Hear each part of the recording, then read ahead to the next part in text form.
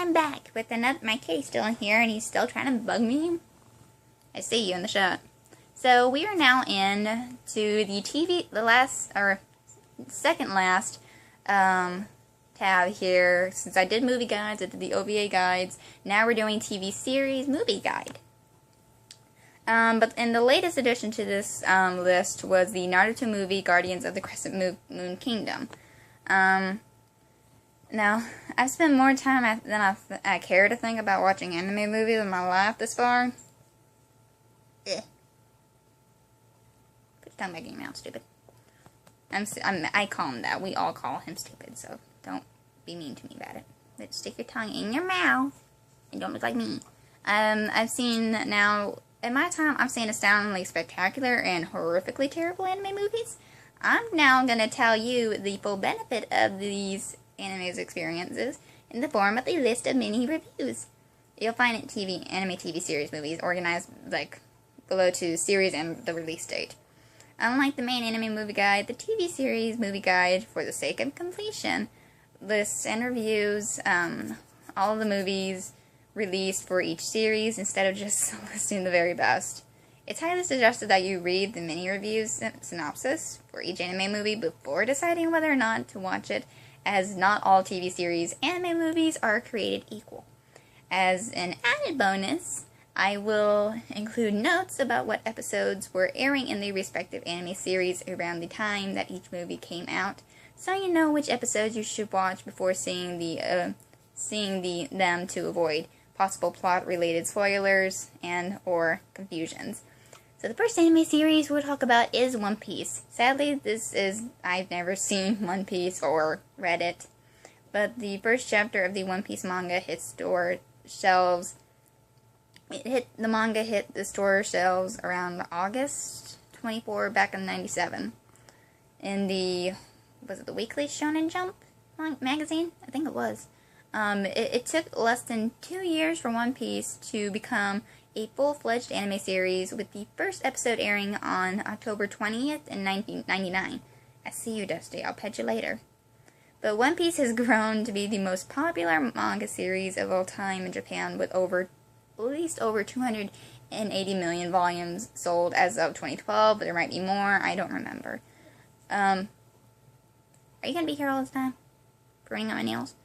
One Piece follows, what I remember is One Piece follows the story of a pirate named Monkey D. Luffy and his ragtag Straw Hat pirate crew as they set up to help Luffy become the king of the pirates by finding a legendary treasure called One Piece that the last pirate king, I ain't talking, stupid. Okay, here you go. That the last pirate king, Jolly Roger, hid at the end of the Grand Line.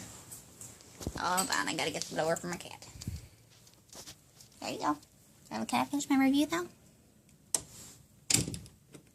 There, I leave it partially open for you, stupid. There. Freaking cat. Can't talk with that cat in my room. Okay, so let's get back into this. Before I was rudely interrupted. It's not my cat. And a series of islands, which the Grand Line is a series of islands separated from the rest of the world by windless oceans that cannot be sailed. While sometimes bloody, One Piece is generally good for the whole family and has such a compelling story that you'll likely want to start reading the manga once you've seen any of the anime series or movies. So now, One Piece, One Piece, which was released in 2000.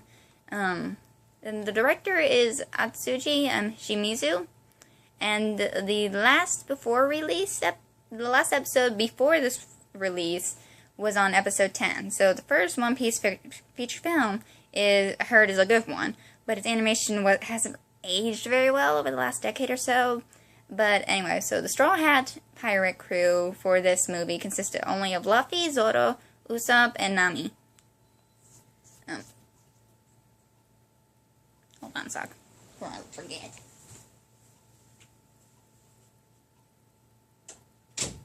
That way I don't disturb my parents because they're going to sleep. As I was saying, the movie's plot involves the pirate hats starving for their lack of Sanji being shanghaied by the El Dorado pirates, who are on their way to an island in search for the legendary treasure of the Great Gold Line, of the Great Gold Pirate, Conan. Hopefully I'm saying all this correctly. If not, apologies, please don't hurt me.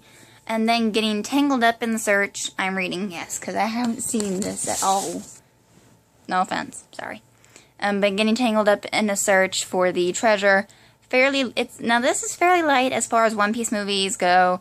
This one will probably be a good one to see, if only to understand just how greatly One Piece has evolved over the years, and enjoy a little side story with the early Straw Hat crew before they grew. Now the next one was released a year later. It's Clockwork Island Adventure, or Nejimaki Jima no Boken. I'm surprised I'm actually getting this stuff right. Again, by Shimizu. But this was it was released at the last episode before release was episode 60. So quite a skip there, about, good, I don't know, 56 episodes ahead? No, wait. A good 54 episodes 64 episodes if I'm correct. No, 54, because I carried them. Yeah, so a good 54 episodes later is when this will be released, when it was released. So, and this one here, Sanji's appearance is his first film appearance as a Straw Hat crew member in Clockwork Island Adventures. And in just a year, One Piece's quality of animation improved significantly, but this movie's visuals are still dated by today's standards, just not as grossly so as the first one. But the narrative follows the Straw Hat Pirates as they are once again set upon by thieves and chase after their stolen pirate ship, ending up at a floating island whose inhabitants are being oppressed by a pirate crew called the Trump Siblings. The stakes are high throughout the movie, and it's cool to see the Straw Hats in an all-out battles against their various powerful and well-matched foes. Now, I heard this is a fine One Piece movie and definitely a recommended watch. The next one, which was released again a year later, is Chopper's Kingdom on the Island of Strange Animals, or Chinju to no Choppa Okaku. I can't say everything correctly. Again, released 2002. Again, directors by Shimizu. The last episode before release was episode 102. Again, a big chunk of the anime. So now we're adding Chopper, and specifically not Nico Robin, don't ask how I know, to the Straw Hat crew. Chopper's Kingdom on the Island of Strange Animals is essentially both the least, what's the word I'm thinking, canonical, and one of the least beloved of the One Piece movies. I probably would like it because Chopper will probably be one of my favorites because it looks so cute. But that's just an opinion-based, what I've seen a little bit of. I saw a clip kind of this one. Now, the story has the Straw Hat Pirates arriving at the Island of Strange Animals, only to have their ship thrown into the air and have Chopper fall overboard. Chopper is then crowned the king of the strange animals, and both he and the rest of the Straw Hat crew help defend the island's inhabitants from a treasure hunter called Count Butler. And his henchmen. Really, Count Butler? Sorry, it's interesting names to go by. I keep thinking of Sebastian, though. Now, while less involved than pretty much all the other One Piece movies, as the so-called worst of the bunch, this movie is it looks like it would be probably better than some of the more common anime rabble these days. Not a bad anime, but there are certainly better anime movies to watch. And now we're getting into the year 2003, which was the release for Dead Adventure, or Dead End no Boken. But this time, it was not Shimizu who directed this. It was Uda, Konosuke Uda. And the last episode before its release was episode 146, which means this was released on, I guess, 147. I don't know. But this probably would look, now from the animations I see, this one is probably one of the better One Piece movies. With Nico Robin joining the Straw Hat Pirates, solid animation, and a good storyline, and cool movie exclusive characters, Dead End Adventure has a lot going for it. And it was directed by the same person who directs the anime series. The canonical Dead End Adventure feels more like an extended and epic episode of the series than some of the older other One Piece movies. But this time the plot follows the Straw Hat Pirates who are hard up for cash as they discover and then participate in a high-stakes ship race. I can tell it looks like a ship race. But the race and some of their competitors are not quite what they seem. A great jaunt with the Straw Hat crew. Dead End Adventure is certainly one of the finest One Piece movies, at least what I could tell from the picture. It looks like it's one of its finest. And now we're getting into Naruto Wareta Seiken, or The Cursed Holy Sword, which was released in 2004. It was directed now by somebody else, Kazuhisa Takenouchi. Sounds familiar. I think I've talked about Takenouchi before, probably. But the last episode before its release was episode 183. A lot of episodes, so long series. Now, the Cursed Holy Sword, my bad, uses one of the popular tropes of anime series movies. A main character going rogue for seemingly no reason. Zoro mysteriously disappears, so we know Zoro is the rogue, the main character that had gone rogue. He disappears while the Straw Hat crew, who have not gained any additional members since the last movie, are stalking their ship on the island. Their search for Zoro leads them to a village on the island where Zoro, in the company of some marines, fights Sanji and steals some powerful orbs from the village. It's up to the Straw Hat crew to discover why Zoro has seemingly gone nuts. But it must have something to do with a holy sword that is possibly cursed. Right? I guess I would have assumed. It's not the most involved One Piece movie, but with some rocking sword fights and maybe some ancient curses. It looks like it's a good time nonetheless.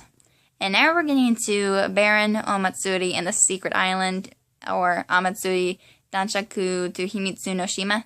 Surprised I could say all this in sadly bad Japanese. Sorry. But it was released in 2005. It looks like you'll have Zoro, Sanji, Nami, Chopper, and Luffy, and everybody. But this time the director is Mamoru Hosoda. I remember Hosoda because we talked about him.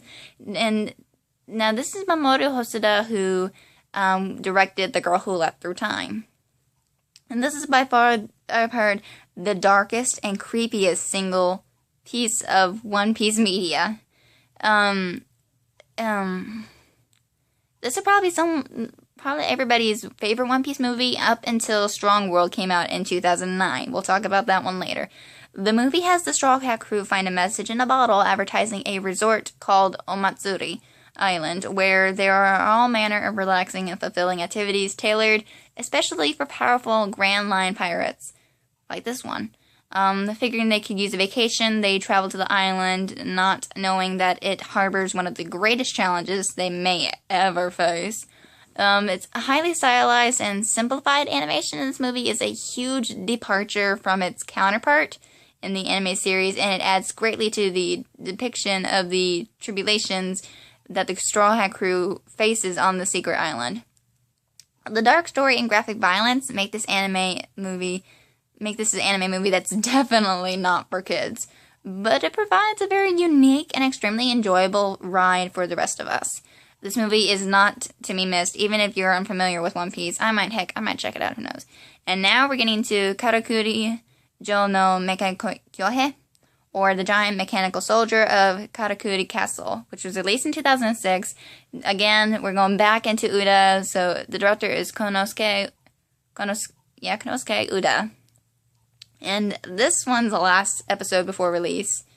I'm sorry, I didn't say about the last one, did I? Now, the one that Mamoru Hosoda directed, its last episode before release was episode 223. Did I do the other one? I hope I did. I hope I did. If I didn't, I'm so sorry. And again, the one before that, which was also directed by Konosuke Uda, which was The Dead End Adventure, that was released, the last episode release, last episode before release was episode 146. I'm sorry, I'm trying to remember if I talked about this. And the sword one was 183. Sorry. I'm tired right now. It's like 11 o'clock at night. But back to the Giant Mechanical Soldier of Karakuri Castle. Now this one, the last episode, that's so confusing, but the last episode before release was episode 257, but it was set before episode 229, so it's kind of confusing. So it's about, that area is where it was set. Now, Konosuke Uda's second turn at the helm of a One Piece movie is largely a forgettable outing. The movie has a couple of mildly interesting twists, but really stands out the back of the pack of One Piece movies, along with Chopper's Kingdom on the Island of Strange Animals.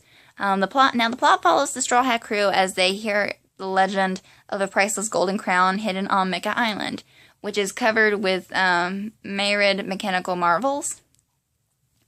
Now, since I haven't seen it, I don't want to give away the plot twist that I can hear about, but the crew solves riddles across the island along with some of the island's residents to uncover a secret that most of them weren't expecting.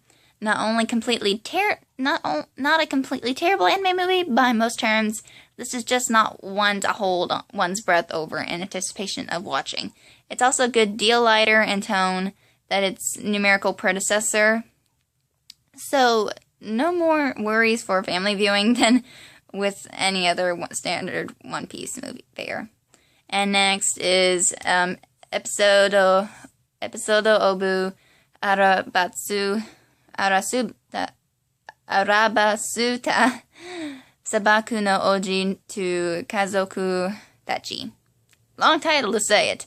Or in another term, in literary term, it's episode of Alabasta, the Dark Desert Princess and the Pirates, but the real title is The Desert Princess and the Pirates Adventure in Alabasta. Now, this was released in 2007. But the director is a different person again. Different people are directing this freaking movie, but it was Takahiro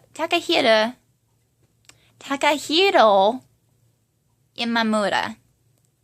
Now, this episode, this summarized episodes 92 up to 130. So around before the Cursed Sword, at the least, and before Dead End Adventure. And it looks like it probably covered even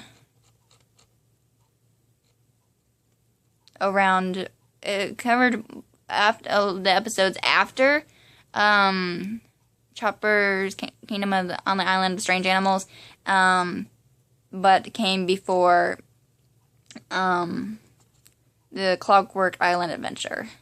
See where I'm getting at? So it was between those two movies, though.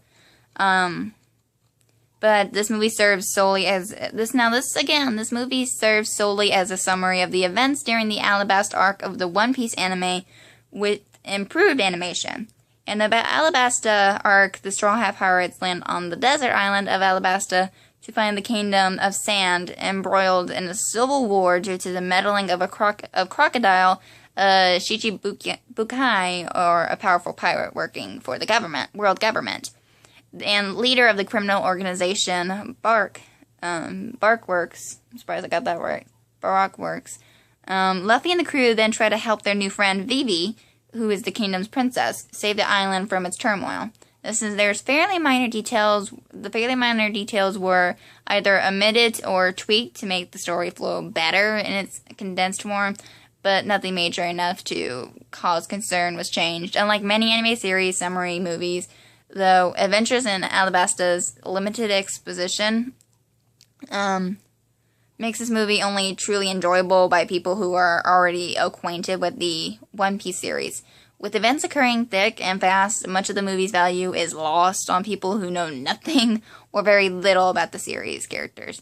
Inexplicably, the most widely available One Piece movie in North American stores, Adventures in Alabasta, is a pleasant trip down memory lane for One Piece fans, but it's certainly the wrong place to start if you're a newcomer to the series like me. But there's more. There are more reviews to come soon, which is Episodo Obu Chopa Purasu Fuyu ni Saku Kiseki no Sakura, or Episode of Chopper plus Bloom in the Winter Miracle Cherry Blossom, which was released in 2008, and One Piece Firumu Sutoro no Gu Warundo, yeah. One Piece film Strong World, which was released a year after that. One Piece Suri di Migawara Cheisu, or One Piece 3D Straw Hat Chase, which was released in 2011, and One Piece Fumiru Zeto, or One Piece Film Z, which was released in 2012. So that's the end of the One Piece area.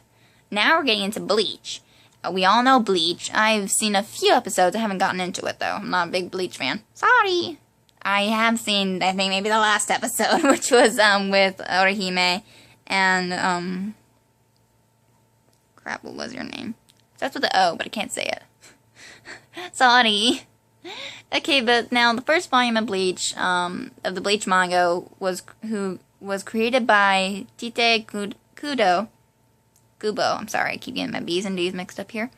It debuted in August of 2001 in the Weekly Shonen Jump magazine, like One Piece did. I'm sorry, I was probably a little different. No, it was Shonen Jump. But 3 years later, Bleach took onto the TV screens of Japan with its first episode, which aired on October 5th, 2004. Strangely, almost the same date as October 5th as One Piece. I think, if I remember correctly. Even though Bleach is one of Shonen Jump's most popular manga and anime series, the anime came to an end abruptly back in March 2012. Now, Bleach follows the story of a teenager named Kurosaki Ichigo, and how is unexpectedly thrust into a complex spiritual world parallel to our own, where squads of Shinigami, or better known as Soul Reapers, battle demons called Hollows and free the souls of the departed to pass on to a place called Soul Society. Bleach is often quite bloody and dark, so it's not generally great for families, but has a huge cast of very complicated and well-developed characters that are sure to enthrall more mature anime viewers, like around my age. Now, the first one is Bleach Memories of Nobody, which was back in 2006. Now, this is directed by Noriyuki Abe, and the last episode before the release was episode 107, so way ahead, way far from episode 1. Which I think I got to episode 2 or 3, I can't remember. Now, this is the first Bleach movie. It's a standout film for many reasons. The movie's primary original character, which is a mysterious female Shinigami called Senna, is thoroughly endearing and easily stands among the best Bleach characters. The story is both meaningful, which I've heard is touching, and to me it looks both visually and orally well produced. The movie's story, what I've seen here, is that it centers around Senna's mysterious appearance along with strange hollow-like creatures called blanks, and how Ichigo attempts to protect her from a group of Shinigami called the Dark Ones. Even though to me it probably sounds like it's a non-canonical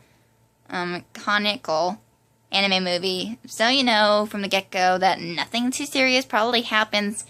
The movie looks like it still carries an uncharacteristically deep emotional weight, and it looks like it's a must-see for anime and Bleach fans alike. The next one, this is a long Japanese title, I'm going to say. Geki Joban Burichi Zai Diamondo Datsu Riberion Mo Hitotsu no Hyori ni Maru. Clap for me if I said that at least out of my mouth. In literary terms, it's Bleach, the Diamond Dust Rebellion, another Hyonimori. I'm sorry, another Hyonrimaru. But it's actually just in short, since no one can say Hyonrimaru. Hyonrimu. I can't say it either. But it's just in terms Bleach, the Diamond Dust Rebellion, which was released in 2007. Now it was also directed by Abe. But the last episode before release, now here's another confusing. Now it's released before, the last episode that was released before, or the last episode before its release was episode 153, but they say it's best viewed after episode 167. And to me, it actually looks kind of cool. Now, like One Piece's The Cursed Holy Sword, Diamond Dust Rebellion features a popular character, in this case, Toshiro, yeah, I said it right, Toshiro Hitsugaya, yeah, or better term is he's the captain of the 10th Division.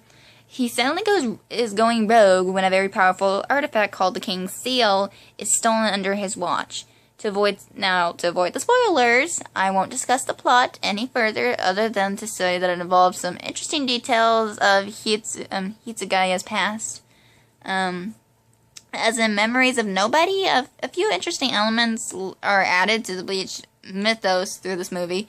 And while it's not quite as emotionally heavy as its predecessor, The Diamond Dust Rebellion is a great anime movie, particularly for fans of Hitsugaya. If I'm saying his name wrong, please don't kill me. Now, I have heard of this one. I might have seen a little bit of it, but I can't remember. But it's Bleach Fade to Black, Fade to Black, Kimi no Nan o Yobu. Or in terms, Bleach Fade to Black. In literary terms, it's Bleach Fade to Black, I Call Your Name, but the real title is Bleach Fade to Black. It's hard to say that 3 times fast. You try. But this was released in 2008.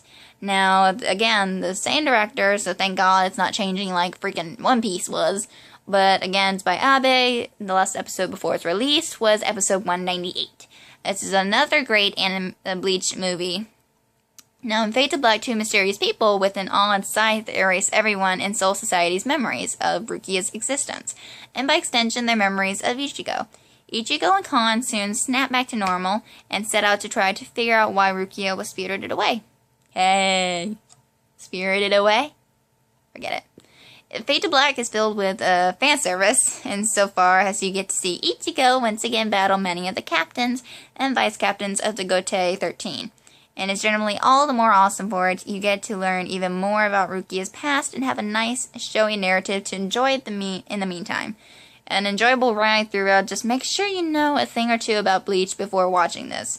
Otherwise, the plethora of characters flashing by will be pretty overwhelming. Next is Bleach Jigoku Hen. Literary terms again, Bleach Inferno or Bleach Hell Chapter. But they decided to change it to Bleach Hellverse, which was released back in, I think, 2010. It looks familiar to me for some reason, I don't know why. But this is again directed by Noriyuki Abe. And its last episode before release was episode 299. Almost 300, yay! And this will be the last one I talk about. And because I think this is as many movies as it had. But this is the most recent, as heard. Probably final. Bleach movie is also possibly the best of a very good bunch. Now, a group of strange warriors seemingly break out of hell itself to force Ichigo into helping them escape their eternal torment by bringing his sisters, Karen and Yuzu, down with them. Raising the stakes quite high and definitely making the battle more personal for Ichigo than in the previous films. And Tite Kubo was more personally involved with the production of this movie than its predecessors, and it really shows. Kubo's unique humor and charm permeates the narrative throughout. It makes this feel much more rooted in the spirit of the manga series than the movies and filler episodes generally do. With far and away the best audio and visuals yet attained in any single Bleach anime, a high-stakes story, and further expansion of the Bleach mythos regarding how this movie is not to be missed by any Bleach fan. To avoid spoilers, though, make sure you at the very least make it up to around episode 273. Preferably 299, the last episode before the movie was released, just to be safe before watching the Hellverse. And that was the end of Bleach, and now we're getting into Naruto. I have seen a little bit, I think maybe the first season. I haven't gotten back into it ever since. But this is by Masashi Kishimoto's Naruto Manga, as we know, premiered in its full form back in November of 1999. 1999's issue of the Weekly Shonen Jump magazine, and October 3rd, 2002 saw its release of the ever-popular anime series adaptation of the manga. Now, the Naruto manga is one of the best-selling manga series of all time, with over, from 2012 here or so, with 126.5 million volume copies sold in Japan alone. But Naruto, if you don't know Naruto, here it is. Naruto tells the tale of a young ninja named Uzumaki Naruto as he grows up in the Hidden Leaf Village, Konoha, and discovers his true powers, or talents, develops with both friendships and nemesis, and tries to deal with the destructive spirit of a nine-tailed demon fox that was sealed in him soon after his birth, leaving him an orphan and pariah. His main goal in life is to become the Hokage, or the leader of the Konoha village, to prove to everyone his inherent worth and protect those that are dear to him. The anime series aired until February 8th, 2007, when it was then replaced by a week later by Naruto Shippuden to highlight the time jump that occurs in the manga series. 3 movies are aired under the Naruto banner, with the remaining Naruto movies coming after the switch to Naruto Shippuden. While sometimes quite gory and dark, Naruto has an excellent sense of humor and is popular among both kids and adults for his large cast of characters, spanning several generations, as well as its eventually quite weighty and complex plot. Now, the first one is Geki Joban Naruto Daikatsugeki Yukihime Nippocho Datebayo, or in a little term, Great Action Scene, Snow Princess Book of Ninja Arts, but the real title is Naruto the Movie Ninja Class in the Land of Snow, which was released in 2004. The director is Tensai Okamura. The last episode before its release was episode 97, but it takes place after episode 101. This is the first Naruto movie, and it delivered exactly what the viewing public wanted to see from a big-budgeted theatrical Naruto release. Its interesting one-off characters, improved animation, and a decently interesting plotline and plenty of action. The narrative follows Team Kakashi, which is consisted of Naruto, Sakura, and Sasuke before he turned evil, and their teacher Kakashi, as they travel to the Land of Snow to serve as bodyguards for an actress named Yukie Fujikaze, who has secret relations, I've actually seen this, for playing that country's Princess Foon in movies. Naruto and the crew try to protect Yukie from powerful assailants, and a grand time is had by all. Ninja Class in the Land of Snow is one of the more accessible and enjoyable pieces of Naruto media, even if you aren't acquainted with the series' complex lore. So it's worth checking out even if you've only seen Naruto on backpacks and store displays. Now, the next movie is Dake Kitotsu Maboroshi no Chiteiseki Datebayo. Sorry, I'm butchering this words up a lot. Or in the literary terms, Great Clash, the illusionary ruins at the depths of the earth, or the real title, Naruto the Movie, Legend of the Stone of Gele. I'm sorry, there's a second L there, I can't say it. But this was released in 2005. This is a long episode I'm doing here. But now this one is directed by Hirotsugu Kawasaki. Now, the last episode before its release was episode 145. It takes place after episode 160. Now, this is the first Naruto movie, and it left expectations high for the second, but Legend of the Stone of Gele fell a bit short of its predecessor, Naruto movie, and the Legend of the Land of Snow. Right? Yeah. Why? But I'll tell you probably later. The story follows Naruto, Shikamaru, and Sakura as they get caught up in an age-old battle between the Sand Ninja, led by Gaara, and a clan of heavily armored warriors over possession of a powerful Gele stone. Feeling more like an elongated average quality episode than a truly epic movie, The Legend of the Stone of Gele is simply a lot less focused and memorable than many other anime series movies, in spite of its nicely improved animation and sound quality. If you watch it, you'll see why it was never given a theatrical release in North America, which is not to say that it's actively bad, but rather just the definition of alright. The next one is Daikofun Mikazuki Jima no Animaru Paniku Datebayo, or Great Excitement, the Animal Panic of Crescent Moon Island, or in short, Naruto the Movie Guardians of the Crescent Moon Kingdom, which was released back in 2006. If I'm talking too fast, I'm tired. But this now is changed to another director by Toshiyuki Tsuru. I think I might remember that name, but I can't remember why. But now the last episode before release is episode 195. It takes place after episode 196, though. Now, coming off the heels of a mildly disappointing second movie, you'd think that the people over at Studio Pierrot would have been scrambling to pull up their socks and come back at full force for the third. You probably think so, but in this case, you couldn't be even more wrong. Easily the very worst Naruto movie yet created, the entire first half of Guardians of Crescent Moon Kingdom is even worse than the Asmal. Naruto uses his ninja powers to make the tastiest ramen. Yes, this actually happened in episode 168. Level of filler that was airing on Japanese television at the time. Now, the first time I watched is like Naruto and Kakashi. I saw a little bit of it. Sakura and Rock Lee escorted the spoiled prince of the land of the moon and a circus full of animals across the sea. I just couldn't believe I was watching something actually produced as a serious Naruto movie. Now, the action picks up a bit in the film's second half, but not nearly enough to make up for the sins of the first half. So watch it if you absolutely must, but Guardians of the Crescent Moon Kingdom really is just about as bad as anime TV series movies comes. Thank goodness for the much-needed Shippuden reboot. Now we're getting into that, Naruto Shippuden. Now, Naruto Shippuden Hurricane Chronicles began airing around February 15th of 2007 to highlight the 2.5-year time jump in the series narrative since the end of the original Naruto series the week before.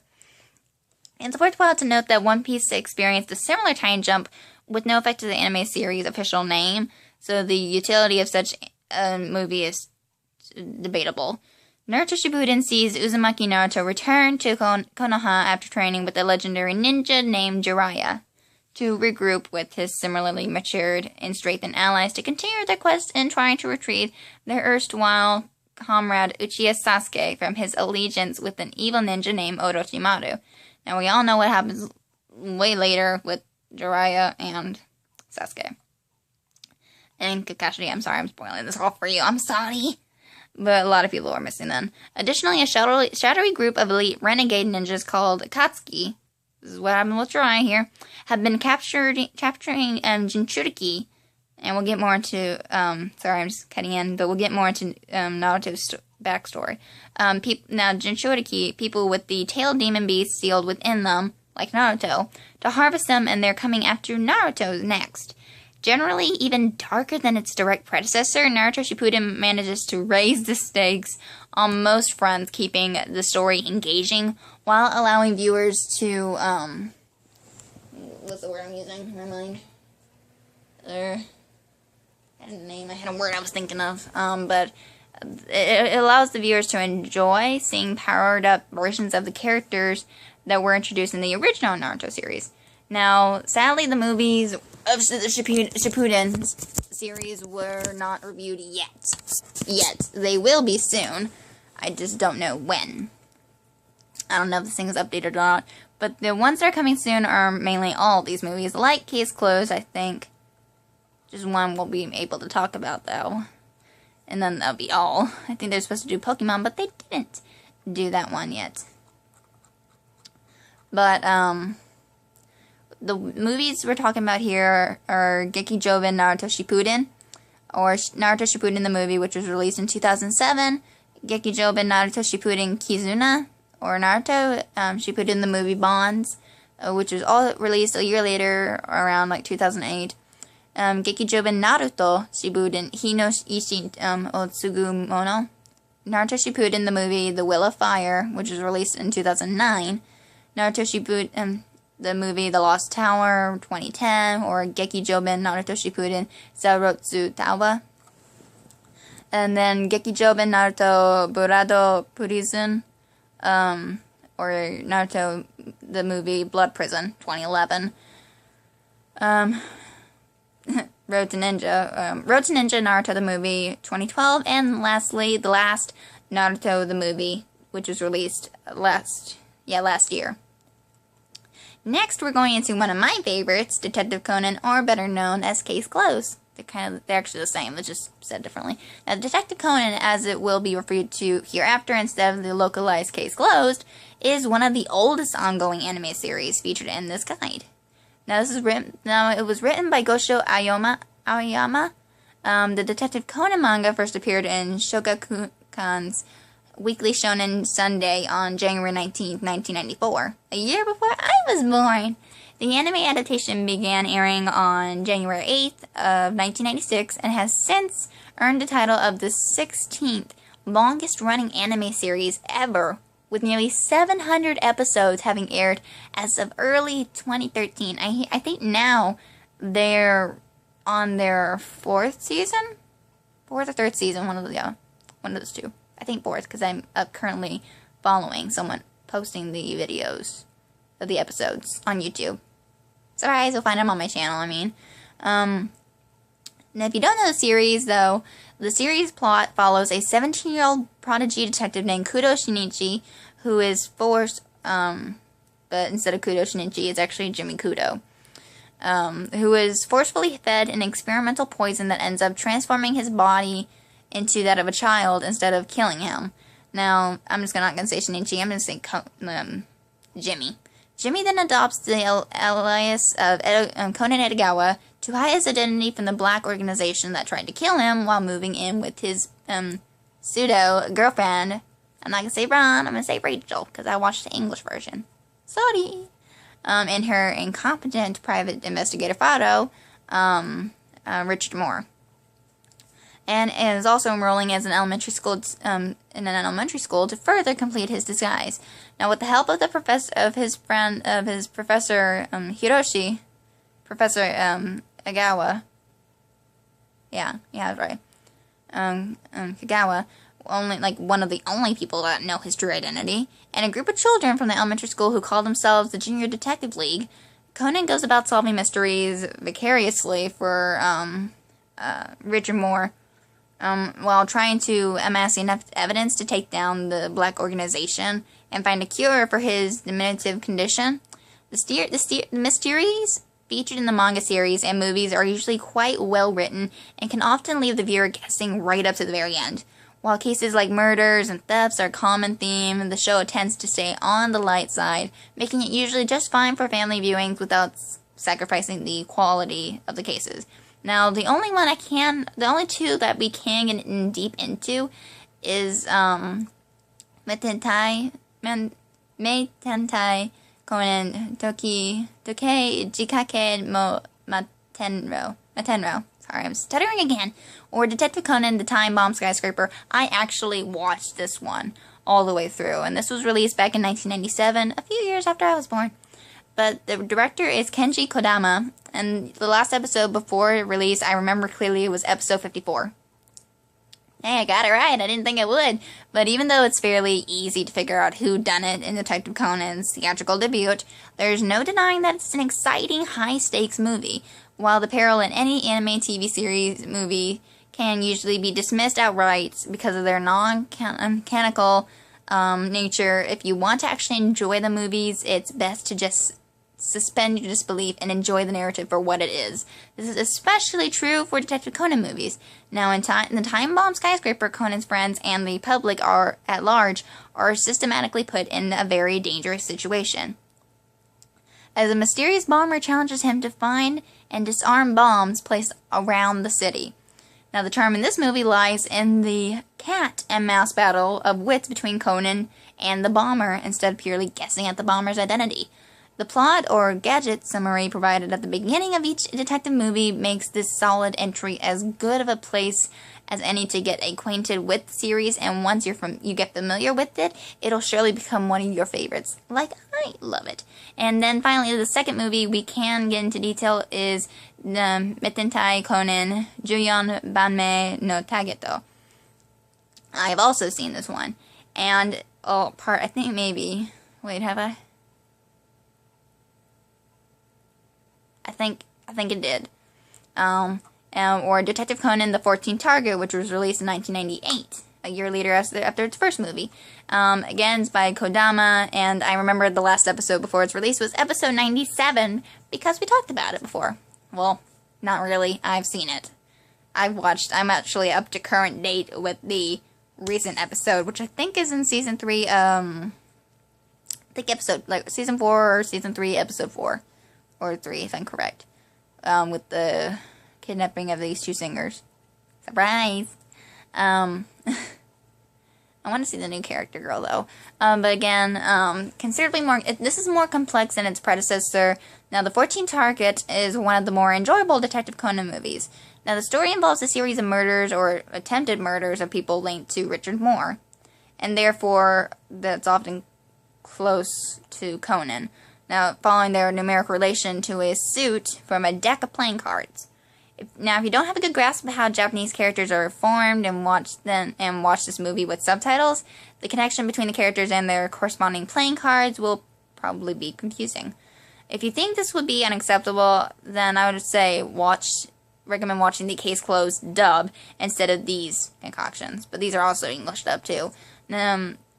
While even more tenuous, were changed to make sense in English, the overarching mystery is harder to solve than the one in the time-bombed skyscraper, even though the association with people close to Conan is similar, and it may well keep you guessing up to the end. A good example of a competent anime mystery movie, the 14th Target, is not a Detective Conan movie that you'll ever want to miss. Now, the other views that I have sort of seen is Mententai Conan Sekimatsu no Matsushi, or Detective Conan The Last Wizard of the Century in 1999, Mententai Conan Hitomi no Naka no Ansatsusa,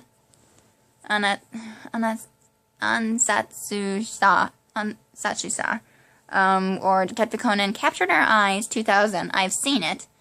I'm not going to go Japanese anymore, it's too tiring. Detective Conan Countdown to Heaven, 2001. Detective Conan The Phantom of Baker Street, 2002. If you watch that, I think you might actually know who comes and challenges Jimmy. Detective Conan Crossroad in the Ancient Capital. Detective Conan Magician of the Silver Sky. You'll know who that is later. Detective Conan Strategy Above the Depths. Detective Conan The Private Eyes Requiem. Detective Conan Jolly Roger in the Deep Azure.